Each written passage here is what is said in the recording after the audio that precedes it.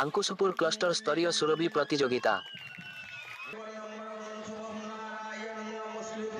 समग्र राज्य रे शिशु प्रतिभा चयन पाई राज्य सरकारक तरफरु आंकुशपुर क्लस्टर स्तरीय सुरभि प्रतियोगिता कार्यक्रम अनुष्ठित करा जायछि। एही कार्यक्रम रे कुकुड़ाखंती गोष्ठी शिक्षा केंद्र अंतर्गत आंकुशपुर क्लस्टर प्रताप कृष्ण चंद्रपुर उच्च विद्यालय परिसर रे उक्त कार्यक्रम अनुष्ठित होइथिला। एथिरे मुख्य अतिथि भावे कुकुड़ाखंती ब्लॉक 10 नंबर जिला परिषद सभ्या भारती नायक जोगदेई कार्यक्रम को शुभारंभ करी प्रदीप प्रज्वलन करिथिलो। सेहिपरि मुख्य वक्ता भावे मसीहाखाली सरपंच कापल बुलु जोगदेई छात्र छात्री मानक भविष्यत को नहीं आलोकपात करिथिलो। एथिरे विद्यालय परिचालना कमिटी सभापति बी साहेब, नाट्यकार गुरु हरि सार, सीआरसीसी सुशांत कुमार पात्र, स्थानीय विद्यालय प्रधान शिक्षयित्री प्रतिमा बेहेरा प्रमुख मंचसीन थिलो। एही कार्यक्रम रे छात्र छात्री मानक अर्धनिहित कलार परिप्रकाश निमंते शिशु मानक उत्साहित करिथिले। क्लस्टर स्तरीय प्रथम ठारू तृतीय श्रेणी 190 जन छात्र छात्री माने एथिरे अंशग्रहण करिथिले।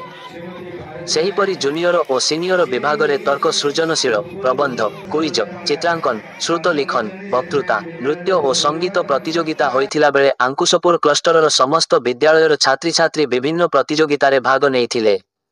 सफलता पाइथिबा छात्र छात्री अतिथिंक ठारू पुरस्कार ग्रहण करिथिलो। उपस्थिति रे समस्त अतिथि मानक स्वागत संबर्धना प्रदान करिथिबा बेले स्थानीय विद्यालयर प्रधान शिक्षयित्री प्रतिमा बेहेरांक सभापतित्व रे सभा अनुष्ठित होई जाइछि।